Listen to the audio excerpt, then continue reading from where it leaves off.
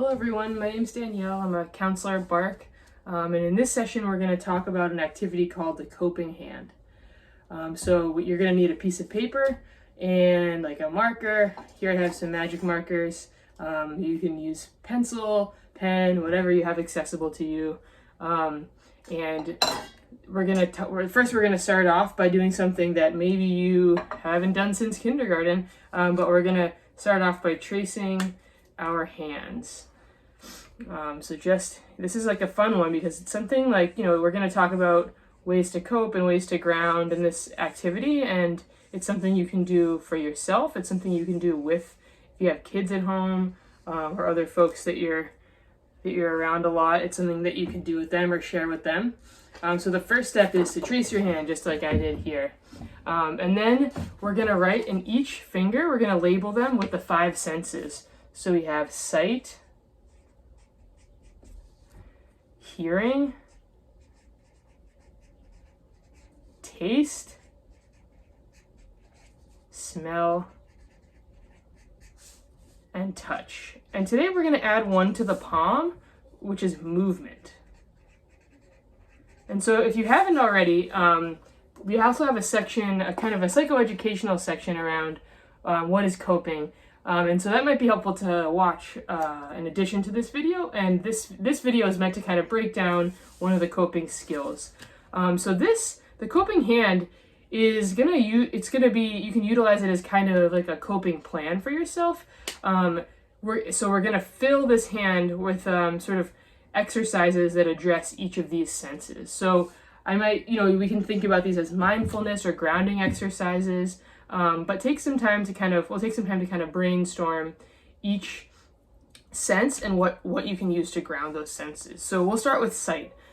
So if you are stuck at home, some things that are easy to access that can be grounding for sight might be a picture of a family member, a picture of something calming. Maybe you like the beach, or maybe you like to look at pictures of the mountains. That can be something calming. Being able to look out your window. Also, we talk about when you're wanting to ground yourself to the present, picking a spot in the room you're sitting in. We do sometimes an exercise that involves sight where you pick a color and you look in your space and you want to count as many things of that color that you can see. So if I chose the color blue, I could look around the room and count all the spaces where I see the color blue. So those are some ideas for sight. The next one is hearing. So this can be something like listening to music, listening to a podcast that you enjoy. Maybe if you're at home, like sitting in your yard or sitting outside or going for a walk, maybe listening to the sounds of nature. The next one is taste. So taste can be one where you want to think about tasting something that maybe has like a strong taste. It doesn't necessarily have to be a pleasurable taste, right? So we think about maybe like a mint or like a Fireball, those candies that are really spicy for a few seconds. If anyone remembers the Warhead candies, they're really sour and then they get sweet. Also drinking tea, something that has a flavor but also has a temperature to it. You want to be careful not to have tea that's too hot, it's going to burn you. But some taste that for you is calming or soothing or brings you back to the moment. The next one we talk about is smell. So essential oils seem to be a trend these days. So maybe a smell like a peppermint or a lavender that's gonna kind of bring you back to the present, allow you to focus on that smell and hopefully soothe you a little bit. Other things that might be comforting, like dryer sheets, can be helpful. Lighting a candle, something that's gonna add a smell to the environment that you're in that could be soothing. And so the last finger on the hand is touch. So petting, touching your pet could be calming, giving them a little rub. Touch anything that is like tactile. So sometimes we talk about taking like a washcloth and wetting it and crumpling it up and sticking it in the freezer. And so when you take it out, it's all scrunched up and you flatten it out with your hands, and that takes a lot of focus on your hands and touching and what that feels like and being able to spread that all out. Sometimes I've heard people that touch by like rubbing their fingers around their arms, and that's something that brings their attention and their awareness to their body, and that can be really grounding. The last one I want to talk about today that's not on our traditional coping hand is movement. And this, I think, can be really grounding. I think it can also help with maybe calming some anxiety or shifting your energy. So things that you can think about with movement, obviously you want to do something that is accessible to you and works with, your abilities of your body. So you can do something as simple as trying to balance on one foot. That's going to bring your attention to the muscles of that one leg or that one foot.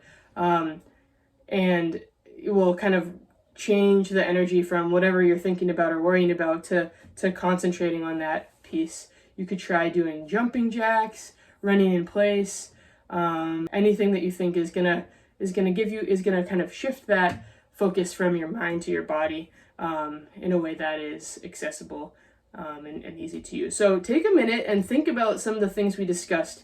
There's definitely more that I didn't mention here, and you can be creative to things that you have in your environment, things that work for you. And if you want, you can inside the fingers that we've labeled, you can list which one you want to primarily use. So for me, sight, I like to look at pictures of nature. So looking at nature. For hearing, I have a podcast that I love to listen to, and the voices of the hosts on the podcast are really soothing to me. Taste, I love a mint, and that really brings me back to the space. I think wintergreen is my favorite, and that's a calming taste for me. Smell, I also love the essential oils, lavender. I have one that's called Serenity. It's like a mixture of different scents, and that's a really calming scent for me. For touch, definitely is giving my dog a pat. Just thinking about her calmness, hoping that it transcends to me. And then movement. For me, I like to, I think jumping jacks. I think that's something that I'm going to try to work in to my routine. It's a good exercise you can do in like a small amount of space. So take a second and think about what came up for you and doing this exercise. And this is just a tool that you can have when you need it. So if you're experiencing any flashbacks or feeling dissociative, kind of spacing out, which are really common for survivors, and especially when at times of increased stress. So we want to think about using this tool, and I hope it works out for you all. And please feel free to look at our other videos on coping skills, and just check out the rest of what we have to offer on the website. Thank you.